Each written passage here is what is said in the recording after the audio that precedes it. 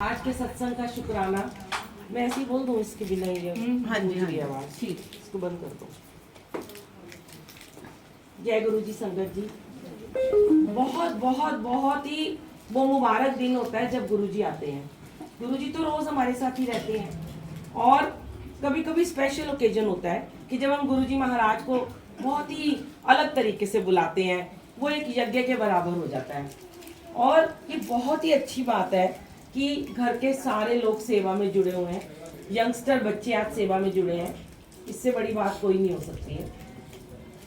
धीरे धीरे गुरुजी सिखाते हैं, सेवा का रूप चेंज होता रहता है। कभी कभी किसी सेवादार को कहीं से भेज देते हैं, सेवा आपको अलग अलग नए रूप में समझ में आता है कि हम जो अभी तक कर रहे थे और उसको हम बेटर कर सकते हैं, क्योंकि सीखने की कोई उम्र नहीं होती है।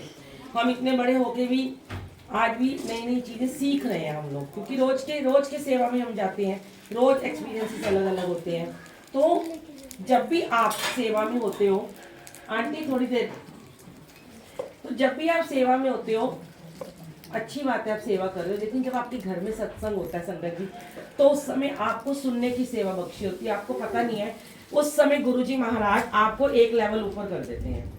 हमें ये लगता है कि नहीं हम तो सेवादार हैं, हम हमेशा सेवा करते हैं, आज भी हम करेंगे।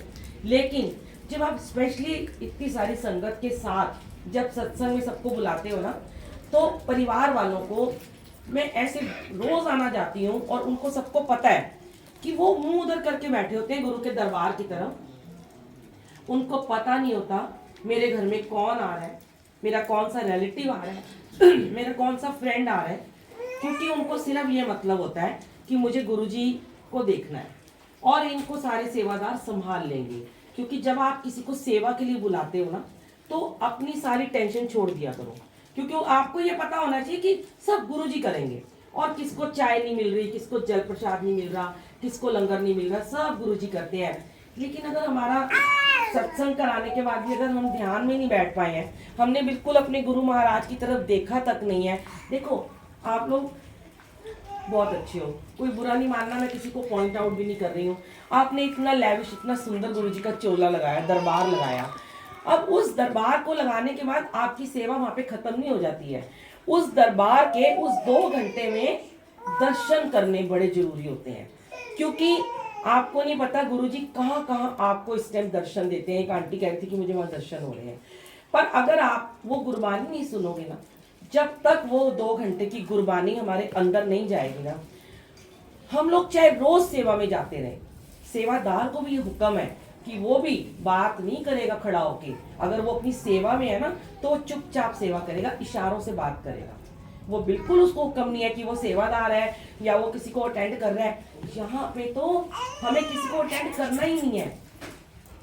हजार लोगों के सत्संग में गुरुजी बुलाते हैं हमें, और कोई मतलब नहीं है कि कोई किसी को गले मिल रहा है, कोई हेलो हाय कर रहा है। सिर्फ गुरुजी जो गुरुजी बैठे हैं ना, पहले उनको मत्था टेकना है। हम क्या करते हैं, हम पहले बाहर से ही लोगों के गले हेलो हाय करते हैं।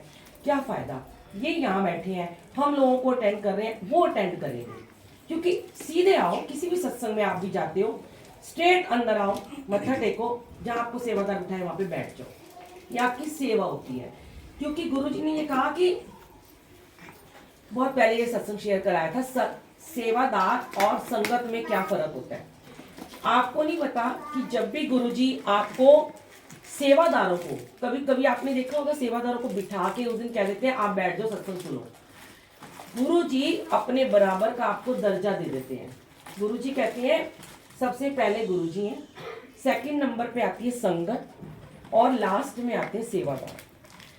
संगत का दर्जा गुरुजी कहते हैं मेरे बराबर है, क्योंकि अगर जो कहते हैं ना संगत में ही गुरु बसता है, किसी भी रूप में गुरु आके दर्शन देते हैं आपको। तो अगर आपको आज सत्संग सुनने का मौका मिला तो आपको एक लेवल उन्होंने ऊंचा कर दिया। ये जैसे एक रेस्टोरेंट होता है, हम जाते हैं कहीं खाना खाने जाते हैं, तो वहाँ पे एक मालिक होता है रेस्टोरेंट का, वो ये मालिक गुरुजी हैं। फिर वहाँ पे क्लाइंट आते हैं जो खाना भोजन खाने आते हैं, तो वो कौन है, वो आप प्यारी प्यारी संगत हो, और आपको बिठाया जाता है।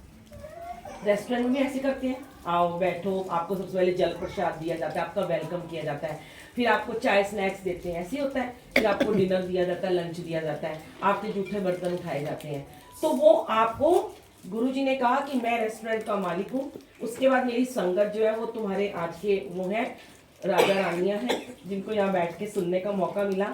और जो सेवादार है वो उनका नंबर सबसे लास्ट में आता है, वो नौकर होते हैं, क्योंकि अभी उनके बहुत सारे कर्म कटने बाकी होते हैं।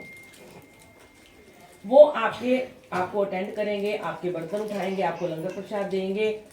सत्संग में सुनने का मौका कभी कभी मुझे बहुत कम मिलता है। मैं तो बहुत ही कम होता है कि मेरे को कभी बैठा के सत्संग गुरुजी सुनवाए, क्योंकि अभी वो अवस्था शायद आई ही नहीं है। अभी बहुत सारे अभी कर्मास बाकी हैं। अगर आज आपको मौका मिला है बैठने का, जहाँ भी आपको मौका मिलता है ना, वहाँ प्लीज बैठ जाया करो, शांति से बैठा करो। और एक बात और, मुझे लगता है यहाँ पे रश्मि आंटी के यहाँ 3 महीने से गुरुजी हमें भेज रहे हैं, 3 महीने से भेज रहे हैं, और हर 2 दिन में 5-5 सत्संग की सेवा ले रहे हैं। तो कोई तो कारण होगा कि दिल्ली से यहाँ उठा के ला रहे हैं। मेरी तो वहाँ भी वो सेवा होती है, पर इतनी दूर से यहाँ भेज रहे हैं, क्या कारण हो सकता है? कुछ चीजें हैं जो मैंने यहाँ पे आके देखी अमृतसर में, कि सब सेवा में लगे हैं। गुरुजी ने आज सबको सेवादार बना दिया जब कोविड आया था। पर आप ना गुरुजी के थोड़े से रूल्स फॉलो किया करो। जहाँ आपको सेवादार ने बिठा दिया उसको वहीं पे बैठना होता है। किसी की चाहे कमर टूट रही है, किसी के चाहे घुटनों में दर्द हो रही है, अगर उसको कुर्सी नहीं मिली, इट मीन्स कि गुरुजी आपको नीचे बिठा के बिना टेक के बिना सहारे के आपको ठीक कर रहे हैं। ये समझोगे नहीं आप अभी बात को। मैं इतनी बीमार रहती थी, मैं आपको अपना एग्जांपल देती हूँ कि मैं घुटने मोड़ के बैठ नहीं सकती थी, मुझे स्लिप डिस्क थी, मुझे माइग्रेन था, खड़ी नहीं हो सकती थी, 1 मिनट भी नहीं बैठ सकती थी मैं, टांगे लंबी करती, पलंग ढूंढती थी। गुरुजी ने सिर्फ और सिर्फ, जो लोग अभी भी कुर्सियां, मैंने देखा अभी भी बहुत जगह जाती हूँ जिन्होंने छोड़ दी आज कुर्सियां, क्योंकि हम रोज जाते हैं और हम रोज यूट्यूब पे सत्संग डालते हैं।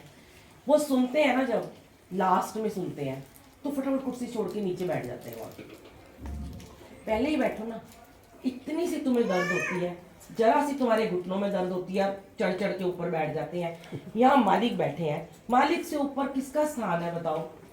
इनसे ऊपर जाके बैठ जाओगे क्या? बड़े मंदिर में जाते हो, जो तो बड़े मंदिर गए हैं, अंदर कोई चेयर नहीं है, बाहर लगे हैं बेंच। अंदर चाहे वो कैंसर का रोगी जा रहा है, चाहे वो पैरालाइज का जा रहा है, चाहे वो घुटनों के ऑपरेशन करा के जा रहा है, अगर वो अंदर नहीं बैठ सकता उसे कहते हैं जाओ बाहर जाके बैठो। पर अगर आपको दरबार में बैठना है ना, मौका मिल रहा है, तो नीचे बैठा करो। ये सारे घुटने घुटने कमर सब ठीक हो जाएगी। मैंने अभी देखा इधर भी 1-2 आंटियां थी, वो इधर बैठी हुई थी, जगह खाली हुई। अब मैं आपको इसका एक छोटा सा आंसर बताती हूँ कि क्यों हम बोलते हैं ये बातें। ये हमें गुरुजी ने सिखाई हैं। एक आंटी है, वो पीछे केक लगा के बैठी है, वो उठ के गई वॉशरूम, ठीक है। अब आगे वाली आंटी की हो रही कमर में दर्द। ये महाराज अपनी मुट्ठी बंद करके देखो बैठे हैं ऐसे करके। क्यों बैठते हैं पता है? दुनिया जहान की ब्लेसिंग इन्होंने ऐसे अपने हाथ में ली हुई है। और जब इनको लगता है कि किसी की लिव लगी हुई है, किसी का ध्यान लगा हुआ है, वो मेरे साथ कनेक्शन में, उसका कनेक्शन हो रहा है, कनेक्ट हो गया है, वो उसको वो ब्लेसिंग देंगे। अब आगे वाली आंटी ने सोचा कि मेरी बड़ी देर से तो कमर में दर्द हो रही है, अब मैं जरा सा टेक लगा लेती हूँ जाके। फिर वो वॉशरूम से वापस आएंगी तो वो बेचारी शर्म के मारे नहीं बोलेगी कि ये मेरी जगह है, वो उसकी जगह पे आके बैठ जाएगी। अब देखो होता क्या है। अब गुरुजी महाराज आपसे पहले ध्यान में बैठ गए, आके गद्दी लग गई, चरण लग गए, गुरुजी आ गए। उन्होंने सबका कल्याण करना है, उन्होंने आपकी जगह डिसाइड करी हुई है। अब एक अंकल लास्ट में आए थे, उनको यहाँ बिठा दिया था, उन्होंने सबकी जगह डिसाइड करी हुई है। जैसे ही गुरुजी वो पीछे वाली जो आंटी थी ना, उसको ब्लेसिंग देने लगे थे, क्योंकि वो ना बड़ी सारी पॉजिटिविटी लेके बैठी हुई थी, मन में शुक्राने कर रही थी।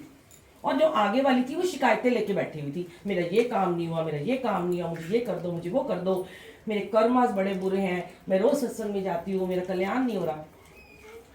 तो वो कंप्लेंट्स कर रही थी, वो नेगेटिव थी बहुत ज्यादा।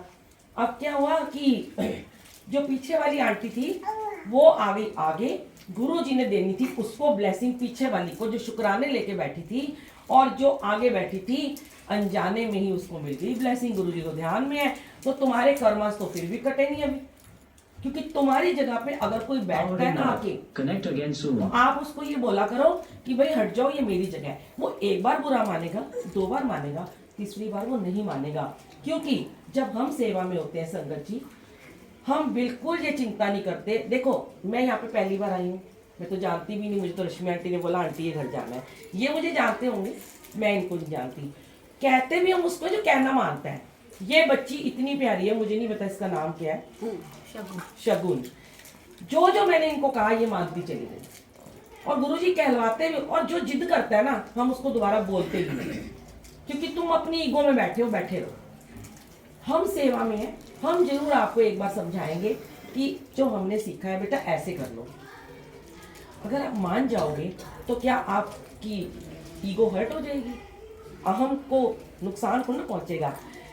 मान गए ना, अगर कोई बड़ा बोल रहा है या कोई एक सेवादार आके आपको बोल रहा है चीज कर, तो मान गई है ना, जो जो बोला वो मान गई ना, तो हमारे मन में भी रिस्पेक्ट आई उसके लिए और गुरुजी के मन में भी आ गई।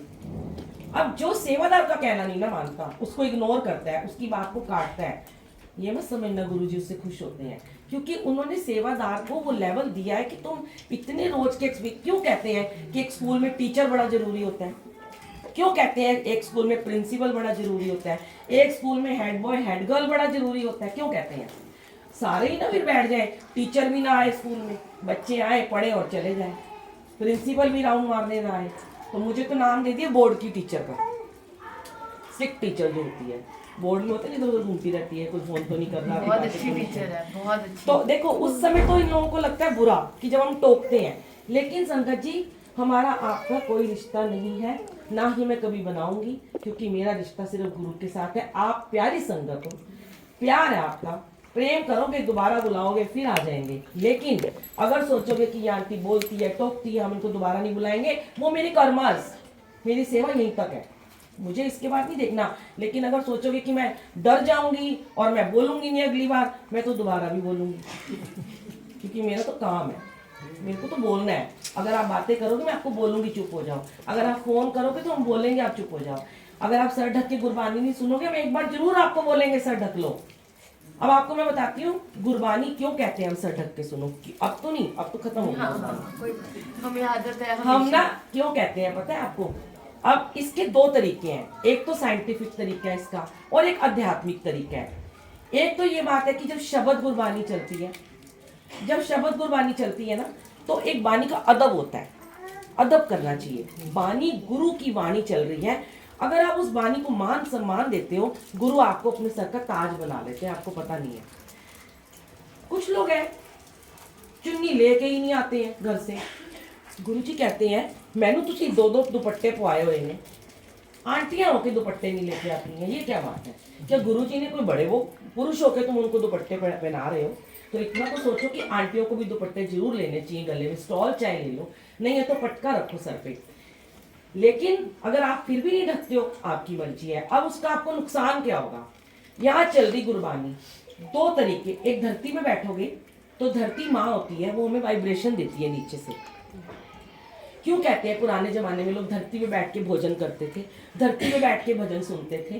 कहाँ पहले होती थी ये कुर्सियां और सोफे होते थे किसी घरों में, कीर्तन होता था, पाठ होते, सब जमीन पे ही तो बैठते होते थे। तो कितना अच्छा था, कितना प्यारा सतयुग था वो। अब वो धरती आपको नीचे से वाइब्रेशन दे रही है, एनर्जी ट्रांसफर कर रही है, गुरबानी चल रही है और एनर्जी यहाँ चक्रास होते हैं, यहाँ पे एनर्जी हमारी इकट्ठी हो जाती है संगत जी। ये सर ढका होगा, एनर्जी अंदर रहेगी, वरना यहाँ से एनर्जी आपकी बाहर निकल गई। तो ये आपका हो गया तरीका। और जब वो बॉडी में एनर्जी है, उसको लेके जब आप वो लंगर प्रसाद एंड में खाते हो, वो आपको दवाई है जो गुरुजी महाराज ने आपको मेडिसिन ब्लेस कर दी, अब वो आपको अंदर से क्योर कर रही है और आपको पॉजिटिव कर रही है। उसी एनर्जी को लेके सीधे अपने घर जाना चाहिए, कहीं नहीं रुकना, कहीं इधर उधर कोई सब्जी वाले के यहाँ कोई शॉपिंग करने नहीं जाना, सीधे घर जाओ। जो घर में बीमार हैं, जो घर में बड़े हैं, बच्चे, उनको जाके हक करो, ब्लेसिंग दो, उनका हाथ पकड़ो। कितनी प्यारी हम एनर्जी लेकर आए हैं। और एक और मैंने यहाँ पे बहुत देखा है, कल भी देखा, ये जल प्रसाद पीते हैं और जो बचता है उसको सर में ऐसे से डालते हो, ये कभी नहीं करना चाहिए। आपको पता है शिव है यहाँ पे हमारे चक्रास में, या शिव बैठा है महाशिव, आप वो जूठा पानी उसके डाल रहे हो ऊपर। ग्रंथों में पढ़ना, मस्तक में कहते हैं ना यहाँ पे ओम है, क्यों कहते हैं? आप उस ओम के ऊपर ही पानी जूठा डाल रहे हो। ये सब नहीं करना, कोई इधर डाल रहा है कोई इधर डाल रहा है, ये जल है पीने के लिए दिया, बॉटल खत्म करो वापस कर दो। कोई यहाँ ऐसे कर रहा है, कोई ऐसे कर रहा है, कोई ऐसे कर रहा है, ऐसे नहीं करना होता। बहुत सारी चीज़ें हैं, धीरे धीरे गुरुजी कहलवाते रहते हैं, समझ में आएंगी। और बहुत ही सुंदर ऑरा होता है जिस दिन घर में सत्संग होता है। पता नहीं किस रूप में नारायण आ जाए, किस रूप में आए हैं गुरुजी, क्या ब्लेसिंग आपके घर में लेके आए हैं आपको नहीं पता। लेकिन कोशिश किया करो कि थोड़ा सा बैठा करो, चाहे 1 घंटा चाहे आधा घंटा, थोड़ा ध्यान लगाया करो। क्योंकि क्या होता है, अब हम जब सेवा में होते हैं ना, सच में सिर्फ 2 सेवादार होते हैं, जो एक उधर होता है और एक बाहर होता है, यहाँ से बार बार जाना भी नहीं होता। अब होता क्या है कि जब घर के लोग जाते हैं, हम क्यों मना करते हैं पता है आपको, हमारा इसमें कोई स्वार्थ नहीं है।